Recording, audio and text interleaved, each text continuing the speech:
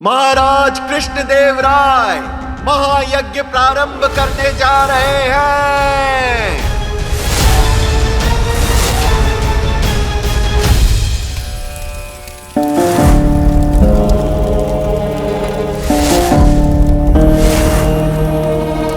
महाराज, क्या आप संकल्प लेने के लिए तैयार हैं? जी।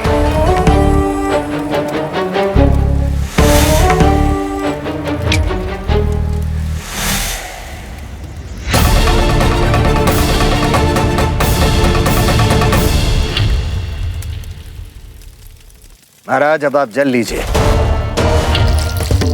और संकल्प की प्रक्रिया शुरू करते हैं। ओम विष्णुर्विष्णुर्विष्णु ओम विष्णुर्विष्णुर्विष्णु श्रीमद्भागवते महापुरुषस्य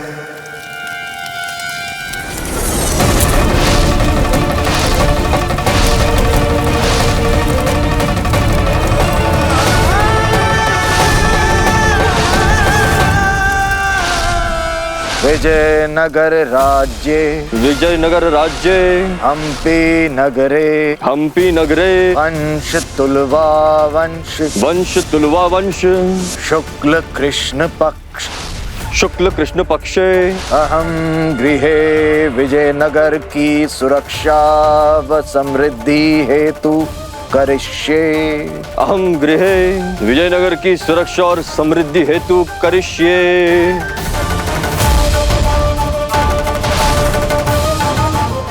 ये यज्ञ तुम अपने राज्य की सुरक्षा हेतु नहीं अपितु सर्वनाश के लिए कर रहे हो। और समय का खेल देखो कि समापन की आहुति की शुरुआत उसी से जिसका धर्म है सुरक्षा करना।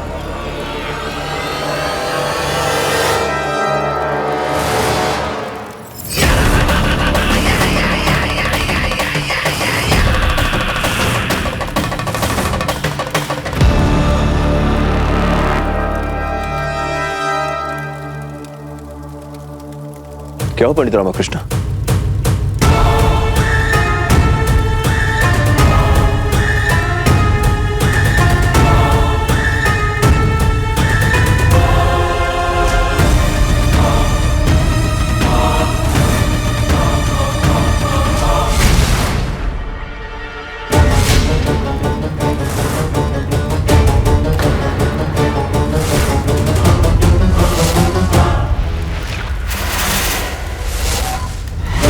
कहीं इस रामा ने मेरा भेद उजागर तो नहीं कर दिया?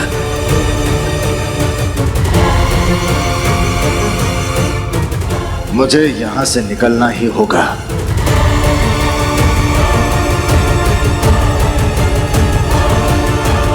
यदि संकल्प की प्रक्रिया पूरी हो गई हो तो कृपया यथाशीघ्र इस महायज्ञ के आह्वान का प्रारंभ कीजिए।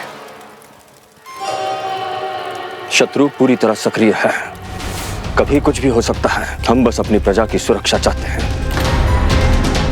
बाहुबल से, बुद्धिबल से और आध्यात्मिक की शक्तियों से हमें अपनी इन सभी शक्तियों को इस अज्ञात शत्रु के विरुद्ध खड़ा करना है। उसकी पराजय ही अब हमारा एकमात्र संकल्प है। हम उस शत्रु का सर अपने प्रजा के चरणों में देखना चाहते हैं। तुम्हारे चाहने से क्या होता है कृष्णदेव राय? अब तो वो होगा जो मैं चाहूंगा। बस इस यज्ञ के पूरे होते ही बारिश की बूंदें और तबाही का मंजर।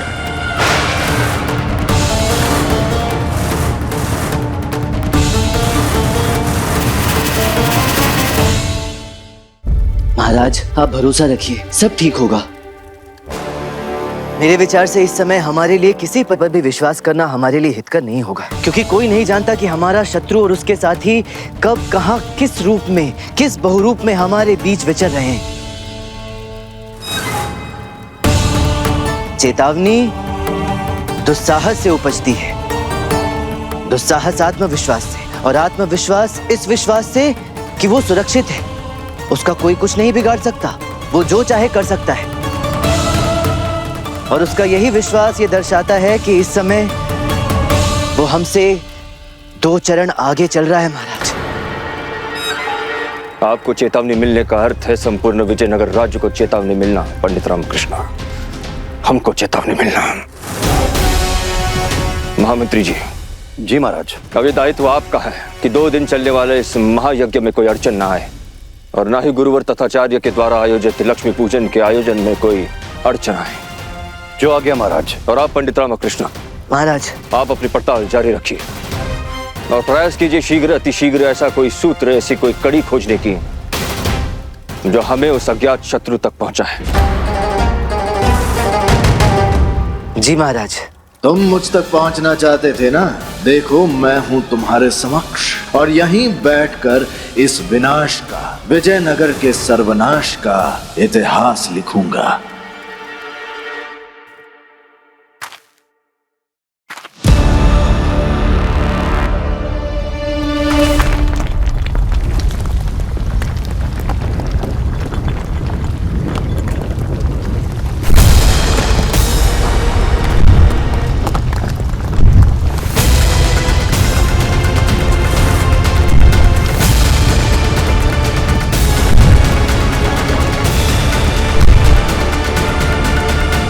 हे गजराज महाराज, ये मैं क्या देख रहा हूँ?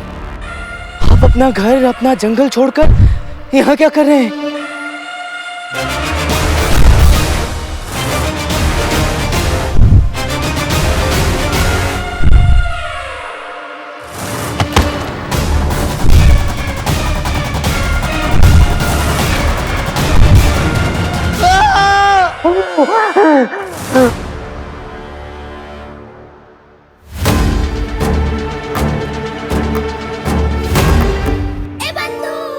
रामा, स्वप्न में भी गजराज का दिखना कोई लकड़ी के गजराज से होने वाली अनहोनी प्रतीत हो रही है। रामा, मुझे बहुत डर लग रहा है। ऐसा क्या रहस्य है इस विशालकाय गजराज का?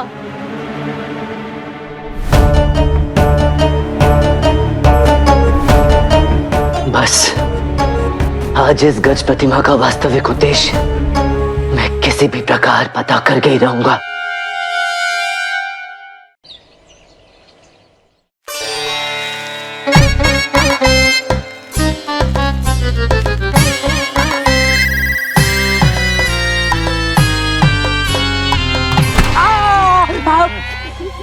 फूट गया गुरुजी, फूट गया। इसे रेखा नहीं, लक्ष्मण रेखा समझो। कोई भी इस रेखा के भीतर प्रवेश नहीं करेगा। हमारी चेतावनी है। क्यों? क्यों क्या? हम कह रहे हैं क्यों। अभी महाराज पधारने वाले हैं। आम जनता के लिए ये क्षेत्र निषेध किया जा चुका है, इसलिए समझी। आपको जो करना है करो ना, हमने कहाँ रोका है। हमें इस प्रतिमा के साथ खेलना है। हाँ, हमें भी खेलना है। देखो, ठीक ही तो है, बच्चे हैं, खेलना चाहते हैं तो कोई इन्हें रोक सकता है क्या? ये क्रीड़ा स्थल है जो ये निशाचर यहाँ खेलना चाहते हैं। और ये उद्दंड बालिका, इसे रेखा के भीतर की अनुमति क्या, प्रतिमा के आसपास फटकने की अनुमति नहीं मिलेगी। समझ गई तो? और कान खोल के सुन ले सब प्राणी। किसी भी प्राणी ने इस रेखा को लांघने का दुस्साहस किया तो उसे हमारे तथाचार्य के क्रोध का भाजन बनना पड़ेगा। ये क्या है? लाठी। ये प्राणी नहीं है, परंतु अगर किसी को पड़ जाएगी तो प्राण निकाल देगी। आप और आपकी ये लाठी जब देखो जहां देखो बिन बुलाए मेहमान की तरह घुस आती है। देखिए, हाथ जोड़ रहे हैं हम, इस लाठी को हटाइए। स्वयं हटा लीजिए। अच्छा, गुरुजी।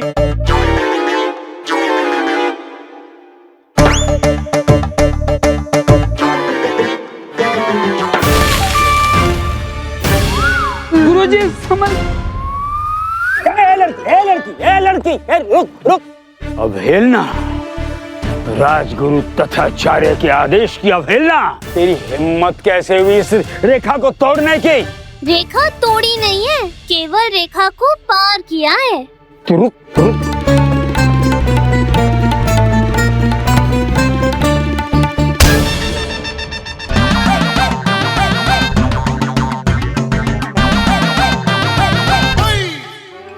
की, आज तो तुम गई।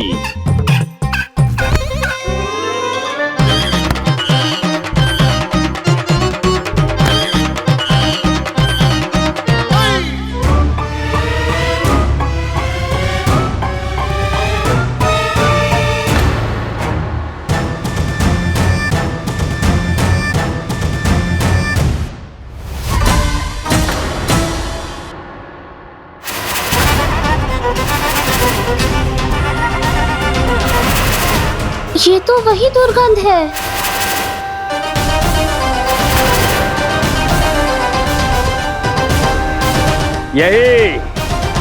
यही बस यही डर चाहिए तथाचार्य का, तभी जीवित रह पाएगी विजयनगर में तू दुष्ट बालिके।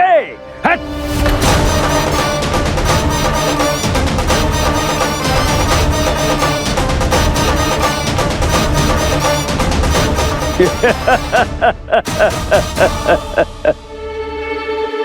इससे क्या हुआ? रूठ कर चली गई होगी, ऐसी ही है बचपन से, बात बात में रूठ कर चली जाती है। चिंता का कोई विषय नहीं अम्मा, मैं लाती हूँ उसे पूजा आरंभ होने से पहले। मैं यूं गई और यूं आई।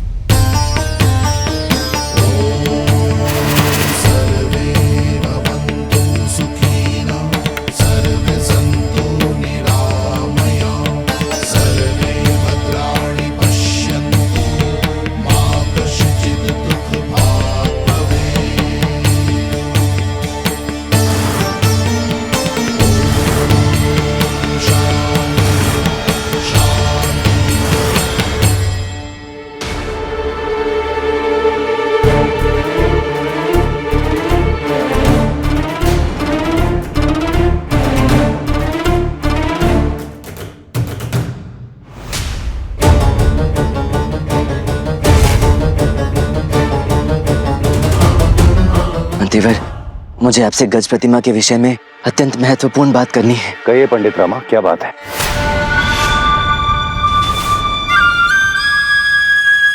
बिल्कुल भी चिंता मत कीजिए पंडित रामा, इनमें संदेह करने जैसा कुछ भी नहीं है। हम इन पर विश्वास कर सकते हैं। क्षमा मंत्रीवर, मेरे अनुभव में परिवार के झगड़े और राज्य संबंधी विमर्श अपरिचितों के सम्मुख नहीं करने चाहिए। आप चाहें तो कुछ समय हेतु मैं यहाँ से दूर चला जाता हूँ। तो आपको कहीं जाने की आवश्यकता नहीं है आचार्यवर।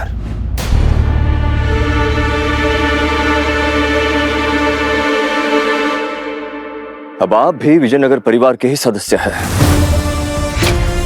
यहाँ की सुरक्षा व्यवस्था का एक भाग है। आपसे कैसा संकोच? कहिए पंडित रामकृष्ण, क्या मिला आपको?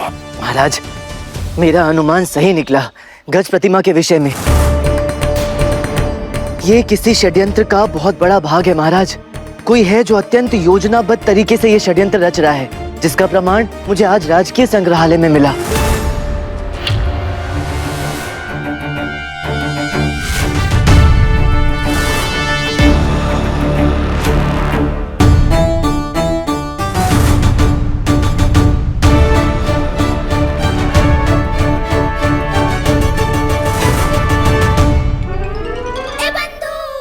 यहाँ संग्रहालय में तुझे तेरे गज प्रतिमा से संबंधित प्रश्नों के उत्तर कैसे मिल सकते हैं रामा? यहाँ क्या खोज रहा है तू?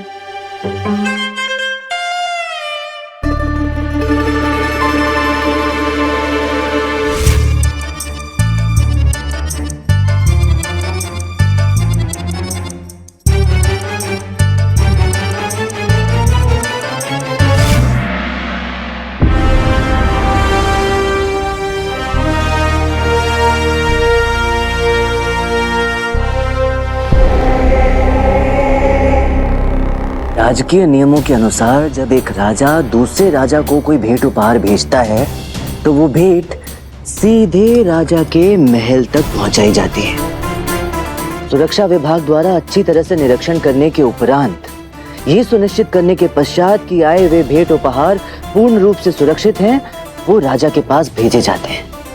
किंतु यहाँ भेंट में आई वो विशाल गज प्रतिमा नगर के मध्य में यहाँ बीचों बीच स्थापित कर दी गई। क्यों? अब इसका तो एक ही उत्तर संभव हो सकता है महाराज। और वो क्या है पंडित रामकृष्ण? महाराज, आप जब आखेट के लिए वन में जाते हैं तो किसी आदमखोर जंगली पशु को कैसे मारते हैं? उसके हृदय पे निशाना साध के। क्यों? क्योंकि हृदय मनुष्य के शरीर का सबसे प्रमुख अंग है पंडित रामकृष्ण, जहाँ से हमारा पूरा शरीर संचालित होता है। हृदय समाप्त तो मनुष्य समाप्त। तो महाराज, क्या ये संभव नहीं कि हमारा शत्रु उसी आखेट नीति के सिद्धांत को अपनाते हुए विजयनगर पर प्रहार करने की योजना बना रहा हो? उस गज प्रतिमा को नगर के बीचों बीच स्थापित करके अपने गज शस्त्र से नगर के हृदय पर प्रहार करके सीधे पूरे नगर को समाप्त करने की भयंकर योजना। पर कैसे रामा? आपका मतलब है कि ये गज प्रतिमा शत्रु का भेजा हुआ कोई शस्त्र है जो उसने विजयनगर को समाप्त करने हेतु नगर के मध्य स्थापित किया है। अब इन सब विचित्र हरकतों का आपको कोई और अर्थ समझ में आ रहा है क्या महाराज?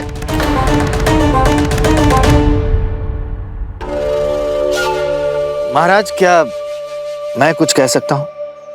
अवश्य आचार्यवर, कहिए क्या कहना चाहते हैं? हमारे अनुभव में हम कई बार परिस्थितियों को कुछ अधिक ही बढ़ा चढ़ाकर सोचने लगते हैं। जैसे क्या पता हम इस गज प्रतिमा के उद्देश्य को लेकर अति संदेहास्पद हो रहे हैं। इसका एक दूसरा दृष्टिकोण भी तो हो सकता है। जैसे? वास्तुशास्त्र के अनुसार जो ऊर्जाएं उन्नति और समृद्धि का प्रतिनिधित्व करती हैं, हम उन्हें ब्रह्म स्थान पर रखते हैं ताकि वो स्थान सदैव फले फूले संपन्न रहे। और ब्रह्म स्थान तो घर हो या राज्य, सदैव मध्य स्थान ही तो होता है। क्या पता ये भी एक कारण हो गज प्रतिमा को राज्य के मध्य भाग में स्थापित करने का। हो सकता है कि उपहार भेजने वाली की मंशा विजयनगर की उन्नति और खुशहाली हो। किंतु महाराज, ये जो चेतावनियां मुझे निरंतर और प्रतिदिन मिल रही हैं, उनका कुछ तो अभिप्राय होगा ना महाराज? पंडित रामा, आज भी कोई चेतावनी मिली है क्या आपको? जी मंत्रीवर, आज जब मैं संग्रहालय से वापस आ रहा था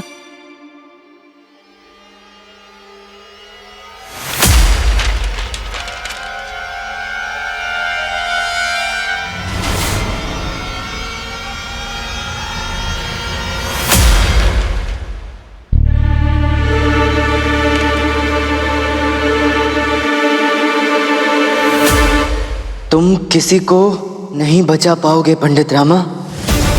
तेरा अध्याय समाप्त।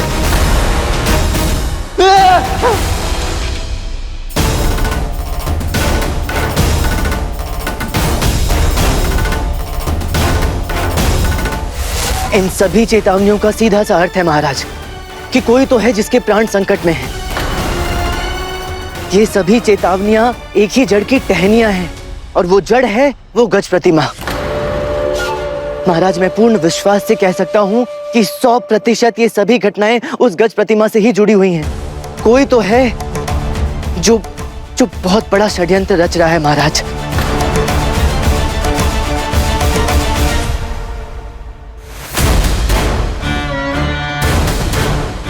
बच्चों, रो क्यों रही हो? और ऐसे क्यों आ गई वहां से? गज प्रतिमा सबको मार देगी। गज प्रतिमा सबको मार देगी।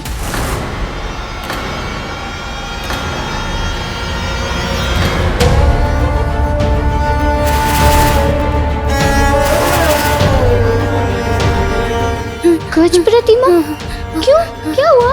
गज प्रतिमा से वही दुर्गंध आ रही थी अक्का। कैसी दुर्गंध? वही जो पिताजी के बनाए हुए रसायन से आई थी अक्का। वही गज प्रतिमा से आ रही थी।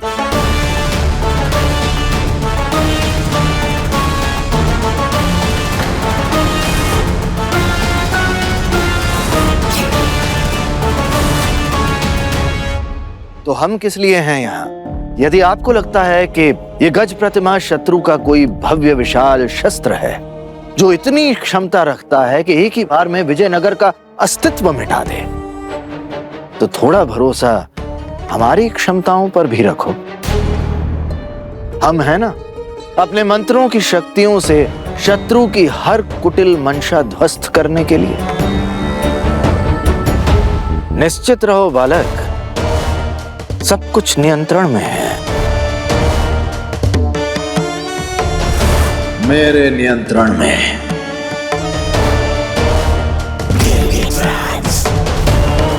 पंडित रामकृष्ण, आपके संदेह में कितनी सच्चाई है बहुत शीघ्र पता चल जाएगा। हमने पहले ही एक अपना दूत कलिंग भेज दिया है। कलिंग के राजा रुद्र प्रताप देव के नाम इस भव्य प्रतिमा के लिए धन्यवाद पत्र के साथ शीघ्र पता चल जाएगा कि इस गज प्रतिमा के पीछे का वास्तविक प्रसंग क्या है। किंतु महाराज, दूध को कलिंगा से वापस लौटने में बहुत समय लग जाएगा और लक्ष्मी पूजन तो आज ही है। जिसके लिए पहले ही हमें बहुत विलंब हो चुका है पंडित रामकृष्ण, हमें चलना चाहिए। किंतु महाराज, चिंता मत कीजिए पंडित रामकृष्ण, हम सतर्क हैं। आने वाले हर चुनौती के लिए पूरी तरह तैयार। महाराज, हमारे साथ चलने में कोई आपत्ति तो नहीं है? हमारा सौभाग्य होगा। हृदय से स्वागत है आपका आचार्यवर, आइए। अब मैं यहाँ हूँ रामा, व्यक्तिगत रूप से। अब तुम्हारी कोई भी चाल, कोई भी युक्ति नहीं चलने दूंगा मेरे इस भव्य खेल में विघ्न डालने का।